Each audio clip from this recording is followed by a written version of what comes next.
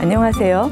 믿음 안에서의 따뜻한 소통, 대화 36.5 백소영입니다. 세상은 혼자 살아가는 게 아니라 더불어 살아야 한다고 하죠. 사회적 약자들을 돌아보고 배려해야 하는데 교회 역시 예외가 아닙니다. 혼자 서기 힘든 미자립 교회들과 더불어 사는 공동체성을 회복하기 위해서는 어떻게 해야 할지 이 시간 함께 생각하고 고민해 보겠습니다. 먼저 오늘 이 자리에 함께해 주신 세 분을 소개해 드리겠습니다. 기독교 대한감리회 동부연회 감독으로 계시는 김영민 목사님 자리하셨습니다. 예, 반갑습니다. 안녕하세요. 예, 반갑습니다. 네. 대한예수교 장로회 총회 교회 자립개발원 서기로 봉사해 주시고 계시는 신원욱 목사님 어서 오세요. 반갑습니다. 네. 대신대학교 신학과 박노진 교수님 함께하셨습니다. 반갑습니다. 네. 저희가 본격적인 토론을 하기에 앞서서요. 그러니까 미자립교회라는 말이 우리 또 성도님들이나 시청자분들께 그 정의가 좀 애매할 수도 있다는 생각이 듭니다. 예수교 장로회 그 합동 측에서는 특별하게 기준을 따로 정하고 계시다고 들었어요. 예, 그렇습니다. 네네. 우리 합동교단에서는 미자립교회를 이렇게 정의를 내렸습니다. 시골교회는 연예산 2,500만 원, 도시교회는 3,500만 원으로 정했습니다. 왜냐하면 지원함에 있어서 객관적인 기준이 필요할 것 같아서 그런 정의를 내렸고요. 예산 3,500까지는 미자립교회, 예산 1억까지는 자립교회, 1억 이상 되는 교회는 지원교회로 그렇게 정의를 내렸습니다. 예. 감리교 경우에는 미자립교회 비율이 어느 정도가 되나요? 감리교회는 예산으로 이제 결정을 하거든요. 미자립교회 정의를 4천만 원 미만 교회를 이제 미자립교회라고 하고 있고요. 약 한 45% 정도가 감리교 전체 교회 중에서 그 정도가 미자립교회인 것으로 알고 있습니다. 예. 장로교 쪽은 어떨까요? 예, 우리 합동교단은 약 12,000교회 가운데 3,500개 정도 교회가 미자립 교회니까 비율로 따지면 약 30%가 미자립 교회입니다. 네. 네, 교단별로 알아봤습니다만 사실 한국교회 전체적으로도 네, 굉장히 그렇죠. 궁금한데요. 아무래도 교수님께서 대답을 잘 해주실 것 같습니다. 이제 교단마다 정한 기준이 다르기 때문에 다르게 나타나는데 뭐 꼭 어느 교단을 지칭하지는 않지만 대부분이 35%에서 43% 사이라고 나타나더라고요. 기준이 나온 것은 이 기준은 코로나 이전 기준입니다. 이후에 데이터가 어떻게 나와 있는지 공식 발표가 없어서 살피기는 어렵고요. 지역을 이렇게 볼 때 도서 지역과 산골 지역이 확실히 높더라고요. 그렇겠죠? 제주도 많이 높습니다. 제주도도요? 제주도도 높아요. 예. 작은 교회가 많다는 것이죠. 그러니까 아무래도 수도권이라든가 큰 도시 중심은 예, 조금 그렇죠. 자립성을 가질 예. 수가 있는 예, 거군요. 그렇죠. 네네. 사실 저도 저 강원도에 있는 산간 지역에서 아버님이 처음 목회하실 때 태어난 목회자 큰딸이거든요. 그러시군요. 예. 그래서 제 기억만으로도 참 어렵게 지냈던 그런 기억들이 있는데요. 예, 이 맞습니다. 목회자, 특히 이제 미자립교회 목회자 가정 상황이 정말 열악할 것 같습니다. 조금 설명해 주실 수 있으실까요? 4천만 원 미만의 이제 결산을 가진 교회들이 미자립 교회이기 때문에 사례비가 그렇게 많지 않습니다. 이번에 저희가 3월 달에 목회 데이터 연구소를 통해서 설문을 조사를 했어요. 그랬더니 미자립 교회 평균 그 사례비가 얼마 정도냐면 약 40만 원 정도 좀 넘더라고요, 보니까. 한 달이죠? 예, 그렇죠. 한 달이죠. 아이고, 예, 그러니까 대체로 이제 생활이 절대로 될 수 없는 이제 그러한 사례비를 받고 목회를 하시는 거죠. 그러다 보니까 이제 사모님이 직장 생활을 하시거나 아니면 저희 이제 감리교회 같은 경우에는 미자립 교회에 한해서 이중직을 허용을 했어요. 그래서 목사님들이 이제 일을 하시죠. 그래서 생활을 담당하고 계신 겁니다. 그러다 보니까 사모님도 일해야 되고 목사님도 일을 하셔야 되고요. 그렇게 하다 보니까 이제 목회적인 차원에서는 좀 많이 힘들고요. 집중하시기가 그렇죠, 어려우시겠죠. 힘들죠. 예. 그 일주일 내내 어떤 일을 하셔야 되니까요. 그래서 이제 그런 것들이 문제로 되고 있고요. 그리고 교회 사례비보다 이중직 수입이 약 한 40만 원 정도 되고요. 그리고 배우자가 대체로 이제 경제적인 활동을 하는 경우가 있는데 그렇게 되면 약 한 79만 3천 원 정도가 나오고요. 그다음에 후원 금액이 평균적으로 한 34만 원. 이제 이렇게 하다 보니까 한 가정당 이제 평균적으로 약 한 203만 원 정도 이렇게 경제적인 수입이 되는 걸로 알고 있는데 사실 여기에 훨씬 못 미치는 분들이 많다는 말씀이에요. 최저시급도 안 되는 최저시급도 안 상황이죠? 되죠. 사실. 그리고 4인 가족이나 뭐 5인 가족일 경우에 이것을 가지고 생활한다고 하는 거는 거의 극빈자의 수준에 가깝죠, 사실은요. 예. 그러니까 사실 이제 감리교 동부연회의 사례로 말씀을 해주셨습니다만 다른 교단도 미자립 교회는 다 그렇습니다. 마찬가지일 것 같습니다. 예. 예, 박 교수님, 어떤 상황일까요? 참 목사님 말씀 잘해 주셨는데 강원도나 경상북도 북부 지역은 거의 비슷한 상황인데요. 수입 면에서 보기보다도 목회자 생활 자체가 굉장히 어렵더라고요.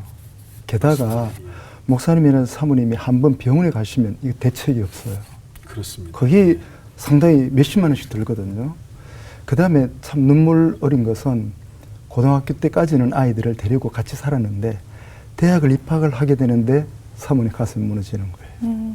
딸이라고 고등학교까지만 졸업해라.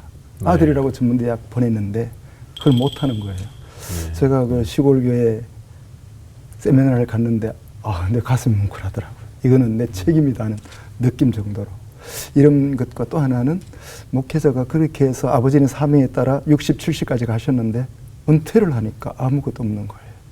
원로도 아니고 시골교회는 어렵고 이런 면에서는 굉장히 어려움이 많고 수입 면에서 목사님 말씀한 것과 비슷합니다. 좀 더 적은 것 같아요.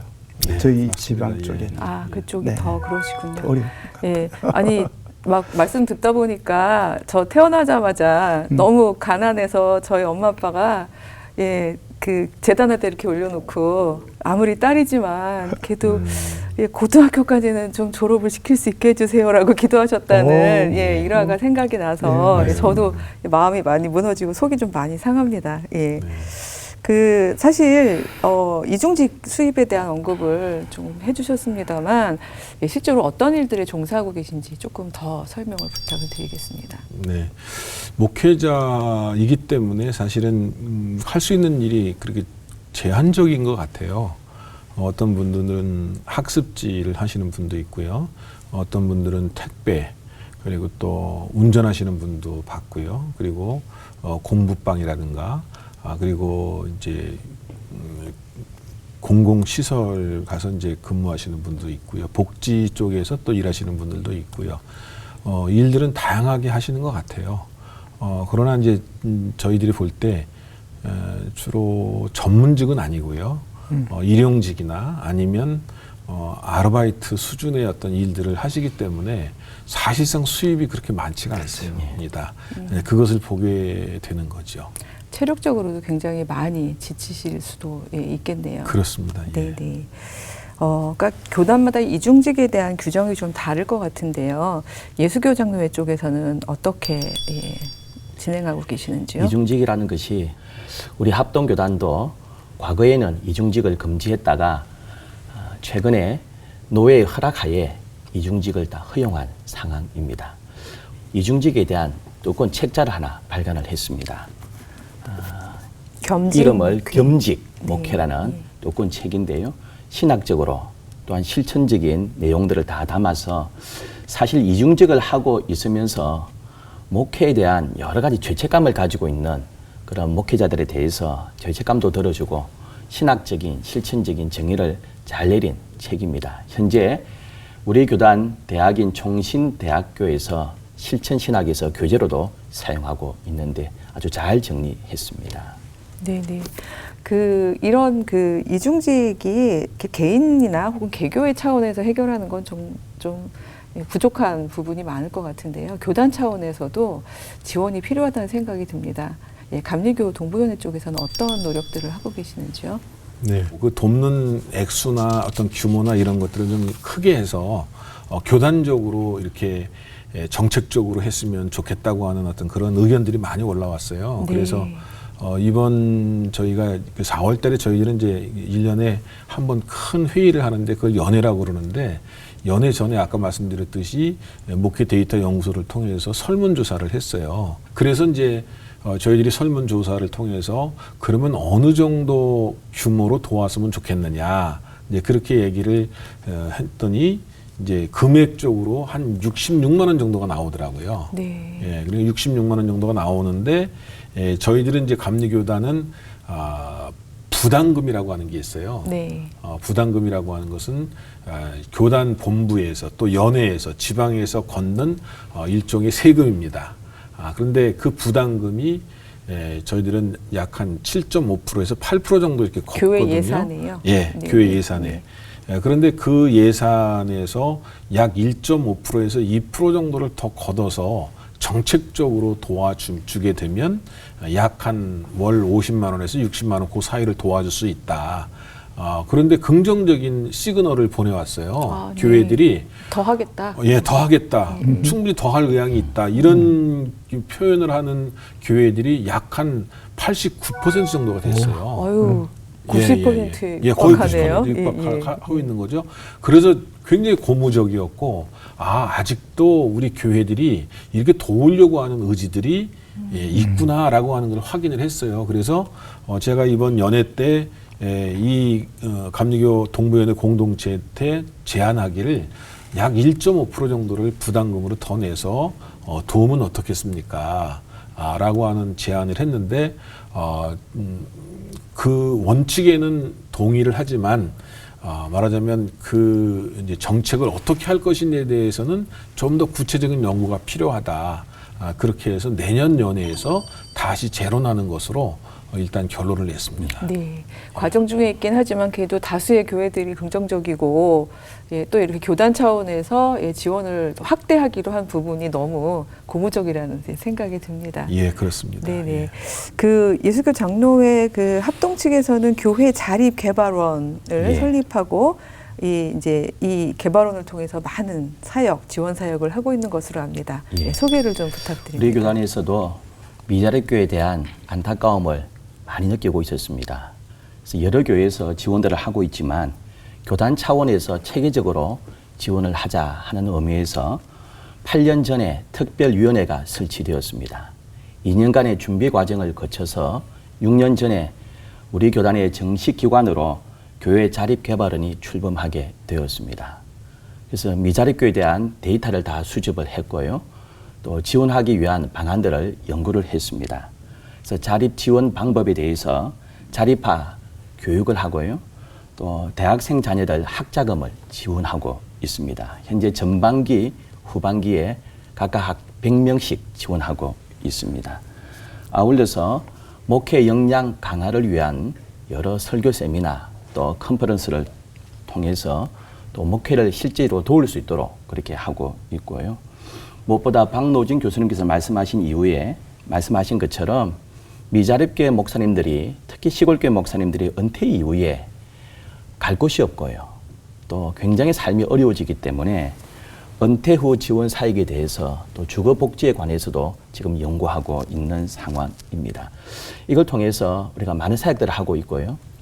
특별히 코로나 상황을 맞이해서 굉장히 어려웠을 때 우리 교단에서 20억을 풀었습니다.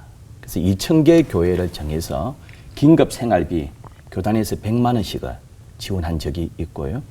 장로회 연합회에서도 이 일에 감동을 받아서 1억 5천을 같이 내어서 함께 2,000개가 넘는 교회를 지원을 했습니다. 그때 미자립교회 목사님들의 반응이 이랬습니다. 몇 년 만에 한번 사모님과 함께 외식을 했다 해서 너무 감사하기도 했고요. 그 무엇보다도 너무 감동적이었던 것은 교단에서 미자립교회를 잊지 않고 기억해 준다는 것에서 미자립교회 목회자와 사모님께서 너무 감동하셨습니다. 계속해서 우리 교회 자립개발원에서는 이 미래자립교회 처음에는 현금 지원을 중심으로 했는데요. 현금보다도 지금은 어떻게 하면 목회 역량을 강화해서 자립할 수 있는지를 돕고 있고 있습니다. 미래 자립이라고 얘기해 주시니까 얼른 귀에 쏙 들어오네요. 미자립이란 말보다 예, 저희가 소망스럽고 그렇네요. 듣기가 좋은 예. 것 같습니다. 우리 교단에서는 2년 전에 우리 교단 내의 명칭을 미자립교회에서 미래자립교회로 바꾸었습니다. 그래서 규정을 미래자립교회, 자립교회, 지원교회 이렇게 세 교회로 구분했습니다. 네, 네. 그래서 제가 혹시 또 미래자립교회가 나오면 미자립교회라고 이해해 주시면 되겠습니다. 이해하겠습니다. 예, 소망스러운 부분이라서 예, 충분히 기쁘게 이해가 가능할 것 같습니다. 근데 말씀 중에도 언급해 주셨지만 사실 현직에 계시는 미자립교회 목사님들에 대한 지원도 정말 필요하지만 사실 이제 이분들께서 계속 고령화 되시다가 이제 은퇴 시점에 있으신 분들도 굉장히 많으실 것 같단 말이죠. 예, 그 박 교수님, 이 은퇴하시는 미자립교회 은퇴 목사님들에 대해서 저희가 어떤 구체적인 도움을 드릴 수 있을까요? 예, 두 분의 내용을 들으면서 제 느낌은 아직까지 꼭 필요한 건 맞지만 돈으로 집중되는 미자립 교회 얘기구나. 돈보다는 네. 목회자의 발전이 중요한 것 같아요. 발전. 네. 그래서 아까 뭐 얘기 중에 설교 아카데미도 한다고 했지만 목회자가 자립정신이 있어야 돼요. 독립정신이 있어야 돼요. 돈으로는 예수님 재림할 때까지 안 채워질걸요? 안 채워집니다. 그런 신학자, 그런 목회자, 그런 정신의 사람을 길러내야지 그 다음에 자립이 오는 거지. 우리나라 구조 자체가 능력 위주, 성공 위주잖아요. 존엄 위주로 바뀌어야 자기들 자존감이 있고 우리 교회는 적지만 돈은 적지만 하나님 앞에 살만하다. 이런 것이 나오지 않을까. 그게 동시에 금방 질문해 주신 이제 은퇴 교역자, 원로보다는 그냥 은퇴하신 분들 네네. 말이잖아요. 이분들에게는 이미 현역에서 끝났기 때문에 어떤 역량보다는 관계 지원이 필요합니다. 관계 지원. 관계 네. 지원. 관심이고 관찰이고 만남이고 삶의 의미를 강화해주는 이 프로그램. 이것이 아마 어느 교단에도 필요한 것 같은데 지금 교회가 발전하지 않는다 그러는데 단 한 교회만 발전하고 있어요. 은퇴 목사님들의 교회. 아, 네. 다른 저 교회는 감리교회에서도 있습니다. 그렇죠. 늘푸른 교회라고. 그래서 그분들이 네. 이렇게 가끔 만나보면 네. 돈 아니거든요. 네. 돈도 필요해요. 아닌 건 아닌데 필요한데 돈보다 만남, 인사, 그리고 교제. 이걸 어떻게 충족하는 게 좋을까? 자기들끼리는 되는데 그 다음 세대가 조금 이어 떨어지는 느낌이 많거든요. 이런 부분에서 신학적 연구가 좀 더 필요한 것 같다 느껴집니다. 아, 네. 네. 귀한 말씀이고 저희가 네, 새겨 들어야 할 것 같습니다. 근데 관계에 대한 얘기 해주셨는데 제가 또 돈 얘기를 하게 될 것 같습니다만, 근데 그래도 어떻게 그래도 고정적으로 안정적으로 이렇게 그렇죠. 어느 정도의 기본적인 소득이 네. 들어와야 사실 관계에 대한 부분도 지속성이 좀 있을 것 같긴 한데요. 감리교나 장로교 같은 경우 연금 제도가 어떻게 되어 있는지 좀 궁금합니다. 예, 저희는 연금이라기보다는 은급금을 드리죠. 그러니까 후배 교역자들의 교회와 그 생활비를 내서 선배 은퇴하신 목회자들에게 은급금을 네. 지급하는 거예요. 80년대부터 시작을 했는데 처음에는 목회 연한 곱하기 25,000원 그렇게 해서 네. 최고 많이 받는 분은 이제 120만 원까지 수령을 이제 하셨어요. 연차에 따라서. 근데 이제 그것이 점점 줄어들어서 지금은 1년 곱하기 이제 2만 원, 2만 원 최대 많이 받을 수 있는 분이 40년까지 인정이 되거든요. 그래서 80만 원. 그래서 약 한 40만 원 정도가 이제 줄었고요. 앞으로 베이비 부머 세대가 이제 은퇴를 하게 되면 그것보다 더 준다고 하는 이제 연구 결과가 나와서 그럴 수 안타까운 있겠네요. 금하게 되죠. 후배들 거로 선배님들께 드리다 그렇습니다. 보니까. 예. 그러니까 많이 은퇴하시니까 네네. 그 기금이 이제 고갈되고 더 이제 밑으로 그러니까 다운될 수밖에 없다라고 하는 그런 결과가 나와서 이제 안타까움을 금할 길이 없죠. 그래서 이제 시대는 자꾸 물가는 오르고 더 많이 드려야 되는데 오히려 더 준다고 하니까 더 안타까운 것 같아요. 그러네요, 진짜.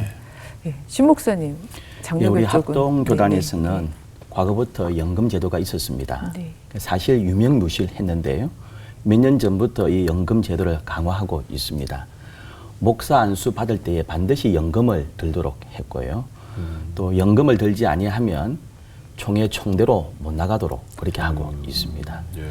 그래서 연금 제도를 좀 강화하고 있고, 특히 이제 미자립교회 목사님들이 연금을 들기가 굉장히 어렵습니다. 생활하기도 어려운데요. 이런 경우 여러 노예에서 연구를 한 결과 몇 노예들이 지금 시행하고 있습니다. 연금을 미자립교회가 10만 원을 내면 노예에서 또 10만 원을 또 추가해서 내주면서 앞으로 은퇴 이후의 삶을 위해서 지원하고 있는 노예들도 지금 많이 있습니다. 네.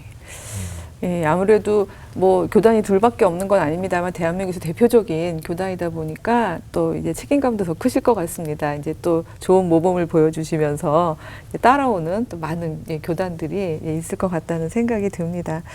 근데 이제 이런 우려도 생기는 것 같아요. 이렇게 계속해서 교단에서 이제 미자립교회를 계속 지원을 하다 보면 정말로 계속해서 그 부분에 익숙해져서 예, 이제 말하자면 계속 이제 교단 지원을 받으니까 이 정도면 유지되겠네라고 생각하다 보면 계속 미자립 상태로 있는 맞습니다. 예, 그러면서 점점 또 그런 교회들이 늘어나면 교단 차원에서는 더 부담이 될 수 있는 이런 악순환이 생기는 가능성은 없을까 싶긴 한데요. 걱정이 교수님께서 되죠. 좀 분석해 주시죠. 미자립 목회자가 많아지면 생활이 어려우니까 교단 차원에 도와야 되고 한계는 있고 이건 앞으로도 계속 그리 되리라고 생각을 합니다. 문제는 숫자의 문제보다는 질의 문제가 아닌가 싶어요. 목회자의 금전적 지원, 이보다도 더 중요한 것은 사상을 신학교에서 길러내 목회자다운 목회자, 역량. 예, 역량. 네. 이 문제가 더 물론 이래 각 교단마다 하시더라고요. 뭐 이런 프로그램도 저런 프로그램도 교단 차원에도 있고 지역 연회나 노회 차원에서 지원을 해요. 또 그런 것을 애써본 이제 몇몇 사람의 이제 예의를 들어보면 마음의 준비가 안 된다 그래. 시골에 좀 어려운 목사님들 모아서 좀 하려 그러면 우리는 그럴 성도가 없다는 거죠. 그렇게 하고 우리가 충동을 해도 이제 그런 데 대한 목회자들의 역량을 어떻게 길러낼까. 또 이게 하루아침에 길러지는 건 아니니까 여러 교회에서 신학적으로 목회적으로 계속 지원해서 그들이 스스로 일어날 수 있는 힘을, 이게 바로 저는 성경 공부도 필요하지만 인간됨의 공부라고 생각합니다. 인문학을 강조할 때에 가난한 시골 목회자도 비록 시골이 있지만 가난하지만 하나님 앞에 자부심 있는 거죠. 이런 거 길러내는 교육이 상당히 병행해야 되지 않을까. 그렇게 한다면 알아주지 않는 아이지만 목회자다 목회자다.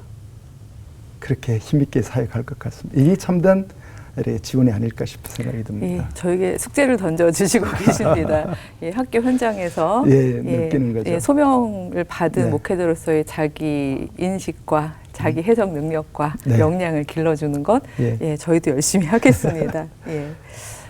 근데 이게 이제 교단, 개교회, 목회자 네. 가정 이것만의 문제가 아니라 성도님들 보시기에는 우리 문제는 아니야 이제 이렇게 생각하실 수도 있을 것 같아요. 근데 이 부분을 만약에 우리 성도님들이 어떻게 관심을 가지고 어떤 인식 변화나 어떤 필요성을 느껴야 할지 이런 부분에 대해서 조금 이야기를 해주실 수 있는. 미자립교회 문제는 사실 한국교회 전체의 문제고요. 또 성도들이 다 함께 느끼는 문제입니다. 이런 미자립교회를 돕기 위해서 이런 성도들이 좀 의식 변화뿐 아니라 또 직접 또 행동으로 해줄 수 있는 좋은 방안 중에 하나가 재능 기부하는 것입니다. 예를 들면 미자립교회 환경 개선 운동을 우리가 지금 하고 있습니다. 침침한 형광등이 있는 그런 또 환경 가운데 예배드리고 있는 그런 교회들을 또 LED 전등으로 환하게 바꾸는 운동도 하고 있는데요. 기본적인 재료비는 교단에서 지원하고요.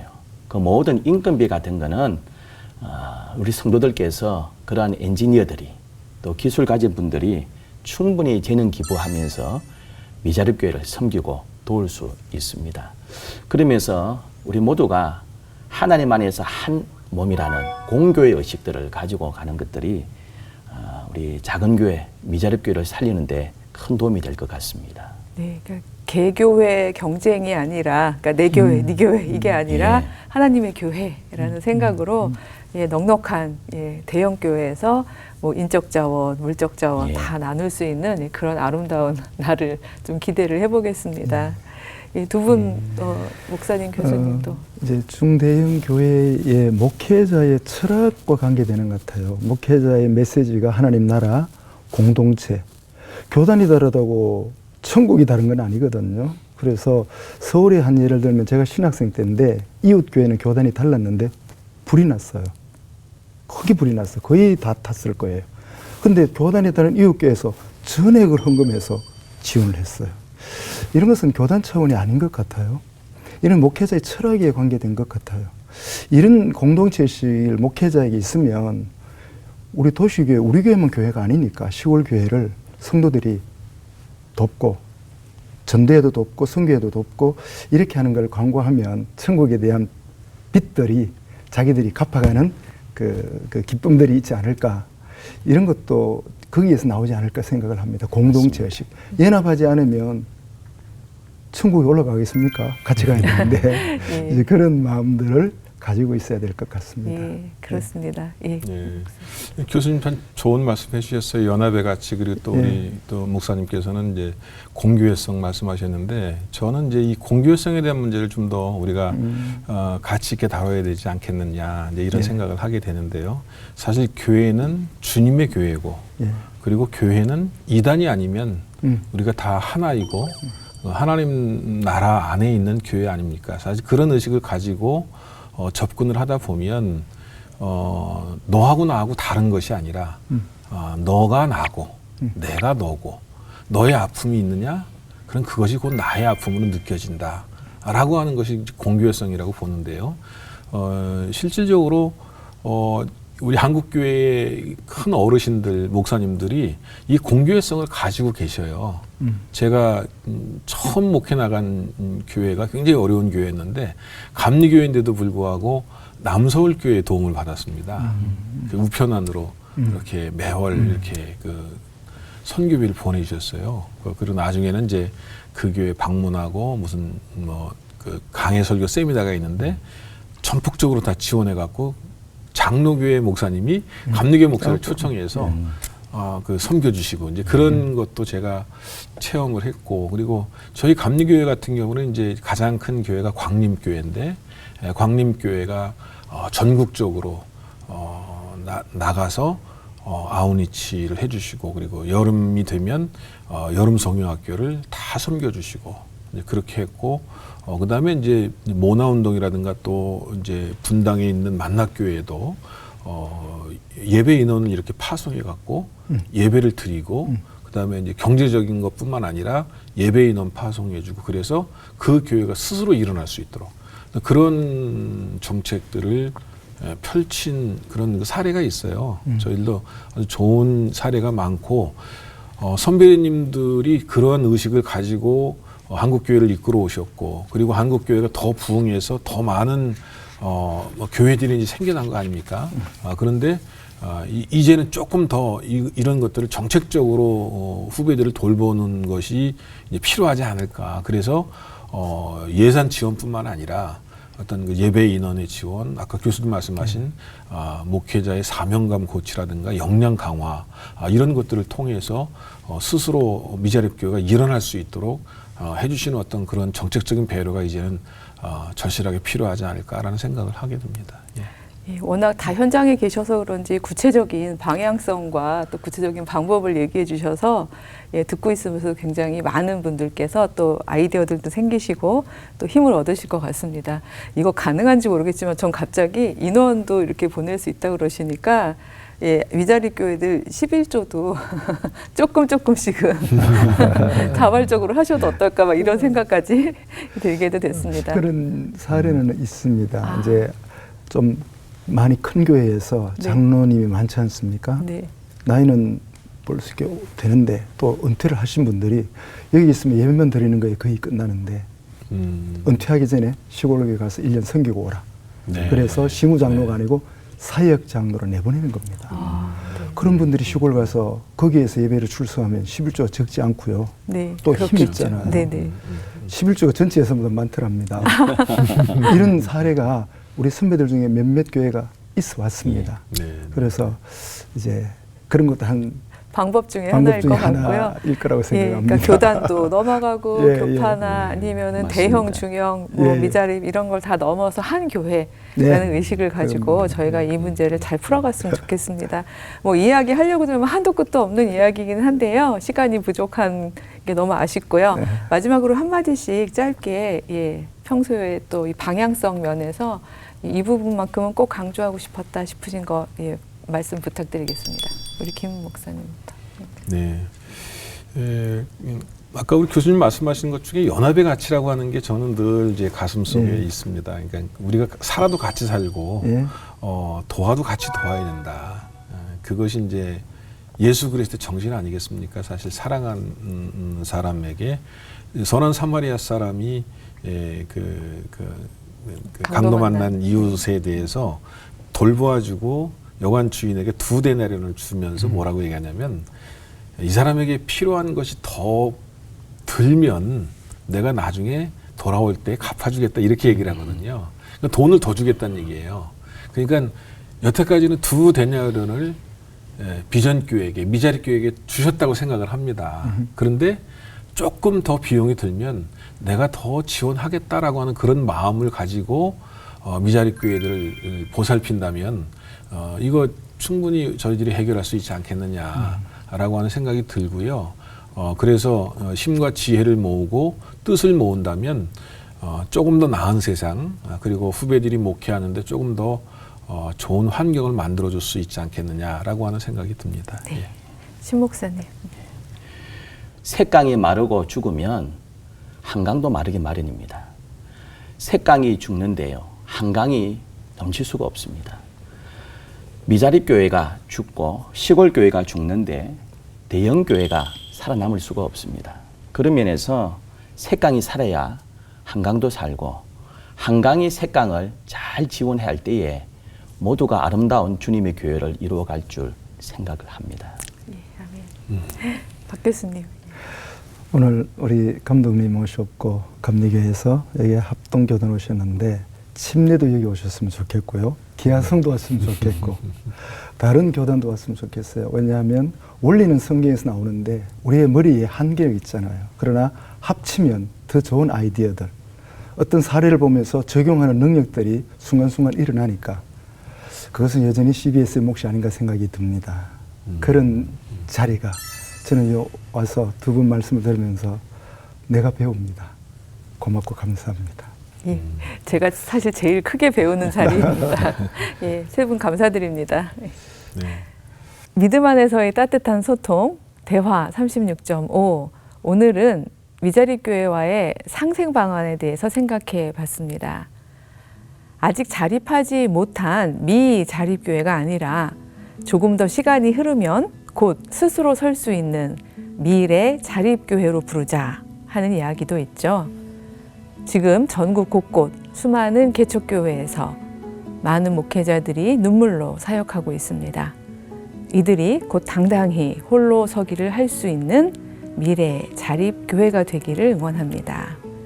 함께해 주신 세 분 목사님, 교수님, 그리고 시청해 주신 여러분 감사합니다.